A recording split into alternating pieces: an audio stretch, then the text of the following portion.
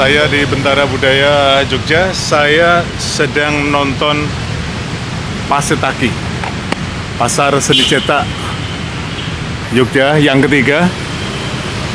Ini kali ini berlangsung di Bentara Budaya Jogja, sebelumnya di Miracle yang sekarang sudah tutup.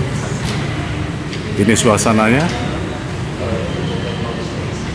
Banyak karya grafis yang ada di sini dari beberapa komunitas.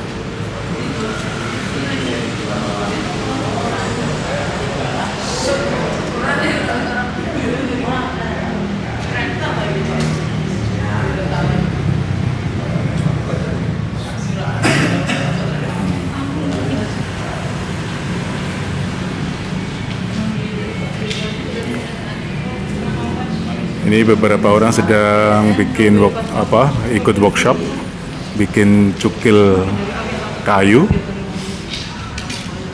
yang simple, sederhana, dan bisa langsung lihat hasilnya.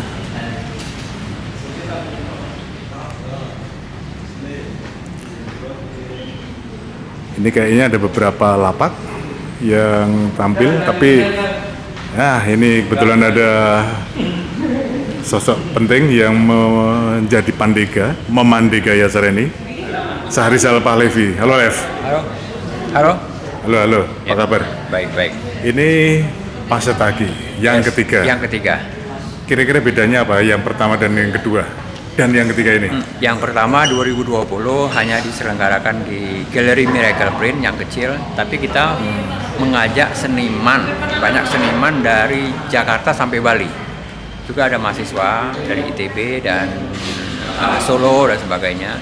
Itu banyak nama-nama karya. Terus yang kedua hanya seniman Jogja sedikit. Nah yang ketiga ini kan setelah 2021 vakum, 2025 ini kita ingin menampakkan wajah seni cetak grafis Jogja, komunitas Jogja. Jogja dan sekitarnya, makanya banyak sekali, ada sekitar 12 atau 13 komunitas dan juga ada beberapa perorangan seniman. Terus ditambah lagi di sini ada spesial presentasi di yang ketiga ini, yaitu karya koleksi Jogja International Mini Print Biennale. Ini disingkat JIMBE. JIMBE ini sudah 4 kali dilaksanakan, 2014, 2016, 2018 dan 2020, yang pamerannya 2021. Nah, itu vakum sampai karena COVID. Waktu itu COVID, terus keterusan, ada keterusan vakum.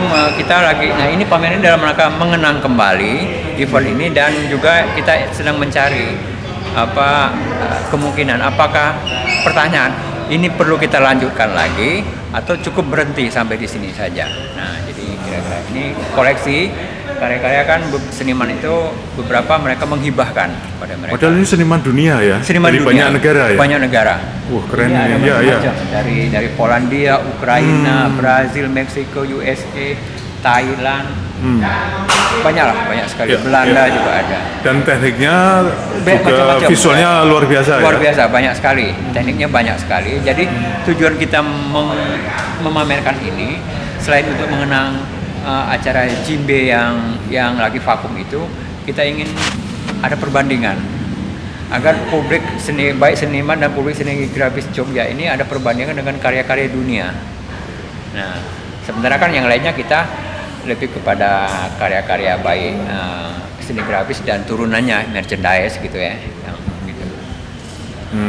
Nah, sebelum ke soal membandingkan ini dengan karya-karya grafis atau printmaker dunia, sekarang pengen tanya lagi ke teman-teman yang membuka semacam lapak ya. Nah, mungkin bisa ceritakan sini.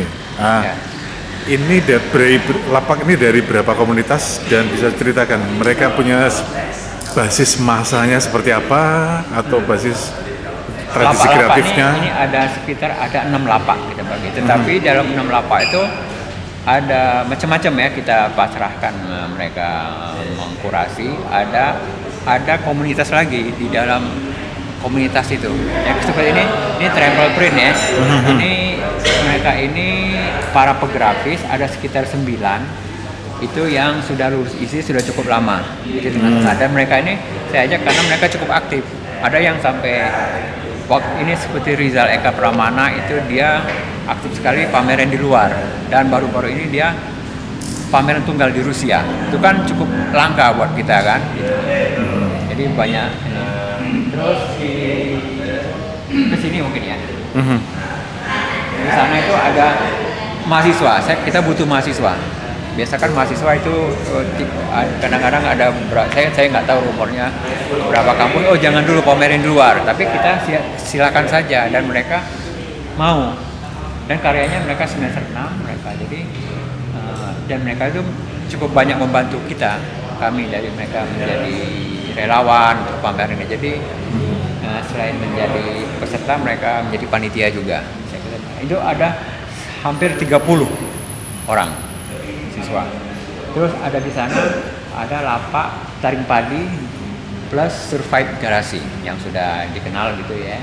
Di sana ada lapak dari titisan art shop itu dari Pegrabis Kulon Progo, diketuai oleh Angga Sukma Permana. Nah dia mengajak Kulon Progo, dan juga ada juga beberapa koleksi dia seperti sebuah galeri gitu, banyak. Terus di pojok sana ini sebenarnya satu lapaknya grafis victim, lebih banyak di basis street art dan sablon. Tetapi di bawahnya ada komunitas-komunitas juga, ada komunitas Nyalakan Project yang banyak bekerja di advokasi masalah ya lingkungan sosial gitu ya, dan mereka membuat sablon. Kemudian ada crack, itu banyak mereka intens di sablon, sangat serius mereka itu sablonnya. Dan mereka baru-baru ini mengadakan sebuah event besar di Katamzi Trilogia. Itu sangat event yang menurut kita penting gitu, karena membuka sejarah seni grafis sampai menghadirkan grafis yang kekinian, yang lebih membumi. Kemudian ada Isrol, dia sendiri tetapi sudah punya seperti brand sendiri ya, karyanya sudah khas gitu. Media legal ya? Media legal. Kemudian ada Sikit dan teman-temannya, grafik Fiktif. Sementara di sini komunitas saya Miracle Prints, tetapi di bawahnya saya mengajak komunitas dari Tindes Art. Itu teman-teman dari DKV ISI yang diketuai oleh Kosko dan teman-temannya. Mereka kan walaupun dia faknya diskonfis desain, tapi mereka tertarik dengan seni cukil, seni grafis cetak tinggi. Mereka ada membuat istilah ini tindes. Jadi tidak dicukil, tapi hanya dibenamkan saja gitu, garis-garis, dan hasilnya gambar putih gitu. Kemudian ada juga saya mengajak komunitas pasca isi, anak-anak isi S2, ada yang seni grafis, ada 5 orang di sana. Kemudian saya mengajak dosen Dwi Marianto ada karyanya. Kemudian ada Eko Supriyadi, terus juga ada koleksi dari Miracle juga, karya dunia Edi Sunario dan Eko Supriyadi. Ada juga karya saya, terus ada karya dunia yang jadi koleksi Miracle dari Paolo Ciambini dari Italia, terus Tam Romsak Manus Sarkol dari Thailand, sablon. Kemudian Dimo Kaliborov cetak dalam dari Bulgaria. Nah ditambah ada satu yang di bawah itu dia studio namanya RMS, Reno Mega Setiawan. Dia ini menarik sebenarnya di seni grafis. Dia tuh pegrafis dulu, banyak pameran di luar. Dia sudah 3 kali dapat award di luar, baru ini terakhir dia dapat di Vietnam. Tapi dia punya perhatian terhadap alat. Nah, beberapa alat di Indonesia ini mungkin sekarang banyak yang dia bikin, dari ke kampus ke studio grafis itu. Dia menghadirkan gambar tekniknya, jadi pembuatan mesin-mesinnya. Jadi memang cukup kompleks kita hadirkan di sini. Ya, cukup lengkap ya untuk cukup lengkap. Paset Aki ketika setiap hari ada workshop. Workshop, banyak workshop dari hari pertama workshop sablon yang alternatif, kemudian workshop cetak tinggi yang alternatif juga, kemudian ada workshop cukil kayu, stamp print, ada sebelumnya ada workshop stensil, kita coba hadirkan. Ya. Nah, pada prinsipnya ini berlabel Pastaki, pasar seni cetak. Pasar seni cetak. Nah, saya ingin tanya persis kira-kira soal pasar. Bagaimana pasarnya sekarang untuk yang ketiga ini dibanding yang satu dan dua? Ya. Yang satu beda tempat lah ya, minimal beda tempat. Yang pertama beda tempat juga. Yang pertama memang kita cari hebohnya dulu. Hebohnya targetnya tidak ada, mungkin kecil sekali untuk penjualan, kecil. Yang kedua juga begitu. Kalau yang ketiga sepertinya karena tempatnya cukup mendukung ya. Sementara ini ditambah tengah kota. Ya, gampang nyarinya aksesnya aksesnya ditambah promosinya bagus juga Bentara. Saya kira ya hampir ini adalah karya-karya, tapi terutama memang merchandise ya, karya-karya turunan yang banyak. Untuk karya mungkin adalah satu dua. Tapi ukurannya masih merchandise lah, ini bukan karya yang nilainya harga tinggi gitu. Saya kira ini cukup menjanjikan. Ini kaitannya dengan soal momentum atau waktu enggak? Ini kan liburan, akhir tahun, awal tahun, cukup menarik memang cukup waktunya memang karena udah vakum lama, akhirnya kita hanya mencari kebetulan kosong waktu ini kita dapatnya bulan Januari, dan memang setelah kita hitung-hitung kayaknya agak salah juga karena kena musim hujan. Ini akan dilanjutkan. Kita akan menjadi setahun 2 kali pasar ini. Kita sedang mencari waktu yang tepat. Jadi waktu pasti. Jadi mungkin 6 bulan lagi akan ada lagi. Jadi ya. Oke. Terus kemudian ini kaitannya ada nggak dengan jejaring kerja dari Miracle komunitas Anda itu yang urusan dengan soal market, mungkin jejaring pasar ada juga di situ? Ya pasti ada. Kita panggil juga, tetapi ya belum ada. Nah, kemudian soal market itu kan sekarang juga saya nggak tahu persis situasi Anda kan mungkin pelakunya praktisi. Bagaimana situasi secara keseluruhan ya, juga di printmaking seperti apa ya? Secara keseluruhan, mungkin secara nasional atau mungkin bahkan internasional, seperti apa situasinya? Yang saya lihat kan beberapa tahun belakang ini kan ada galeri besar, kayak di Bandung ada beberapa itu mereka coba memamerkan karya printmaking. Tetapi kan strateginya yang kita lihat kan memakai nama-nama, mengangkat nama-nama market daring. Misalnya mereka banyak kan bukan printmaking, bukan printmaker, tapi dibuatkan karya-karya printmakingnya.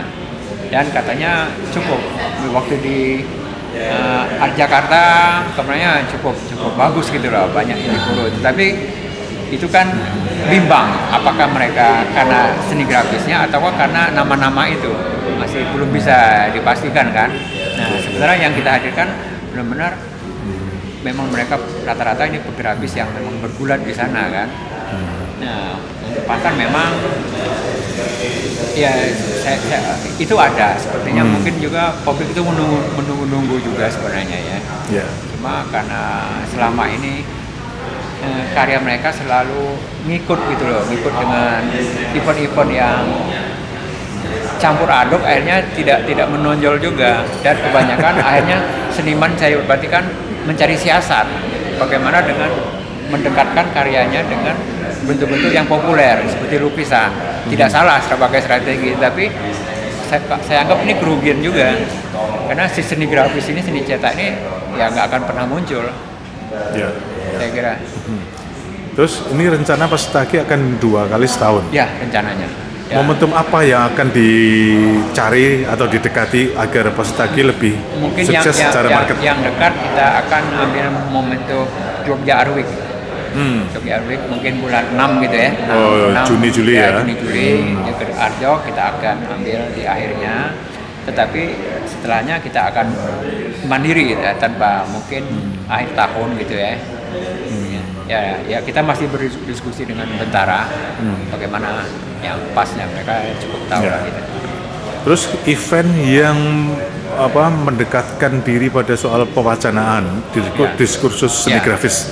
Tadi ada nyebut mini print, Biennale ya. Iya, Biennale. Kemudian itu sementara mandek dan kemudian yang cukup besar juga Triennale grafis itu juga mandek selama ini. Apa yang akan Anda pikirkan, Anda gagas ke depan kira-kira dengan mandeknya dua itu event itu? Ya, karena event itu kan cukup idealis juga ya, dan nggak gampang juga gitu ya, sulit ya. Saya kira ini sekarang lagi cari strategi aja. Walaupun kita menggunakan kata pasar, tapi nanti setiap event kita akan membuat ramuan. Di situ akan ada juga pewacanaan. Kita akan bermain-main juga, bermain dengan sejarah, bermain dengan eksplorasi teknik, edukasi gitu ya, apa-apa gitu. Tapi balutannya memang kita ambil strategi ya pasar itu, pendistribusian karya. Saya kira itu yang kita pakai dulu sambil menunggu ya, mungkin saja ini akan lanjut event-event yang seperti Biennale, Triennale, tapi sedang mencari tentu harus mencari mungkin dengan wajah yang baru gitu loh, yang disesuaikan lebih. Biar dia kelihatan baru terus gitu. Ya, dan realistik dengan situasi sekarang. Ya, kita lagi cari-cari itu. Ya. Nah, terakhir, pertumbuhan pografis, seniman grafis atau seniman cetak di Indonesia, minimal di Jogja yang Anda ketahui seperti apa pergerakannya? Nah, kadang-kadang kita membuat event ya di Miracle itu, beberapa teman kita kadang cukup kesulitan juga mencari untuk mau bikin pameran, ketemunya nama-nama itu lagi. Itu terus terang. Di Biennale saya menerima, tahu kadang ngikutin aplikasi kan, mereka ketika mahasiswa ramai, nama-namanya bagus dan mereka lolos dari Bandung, dari mana mungkin. Tapi kita tunggu, mereka tidak muncul lagi. Kita harapkan mungkin dia pameran bersama atau pameran tunggal gitu ya, seni grafis. Beberapa muncul nama-nama itu, mereka menjadi seniman yang lain, instalasi, pelukis, pendrawing. Nah, memang ke sana ya, jadi cukup macet juga. Nah, kita harapkan dengan event gini ya, eventnya apalagi saya ngajak mahasiswa, kita ngobrol-ngobrol gimana mereka, sempat nanya kelanjutannya, mereka kepengen juga punya mesin gitu, nanya mesin. Saya kira ya semoga ini cukup menumbuhkan bahwa istilahnya itu cukup punya masa depan lah gitu lah untuk di sini gitu lah, bergerak di sini. Oke. Kira-kira. Ya, oke Lev. Makasih ya. Sukses untuk Pasar Taki ketiga dan bisa nyambung ke Pasar Taki berikutnya. Mini print Biennale juga akan berlanjut ya. Amin. Oke. Makasih. Selamat dan sukses ya.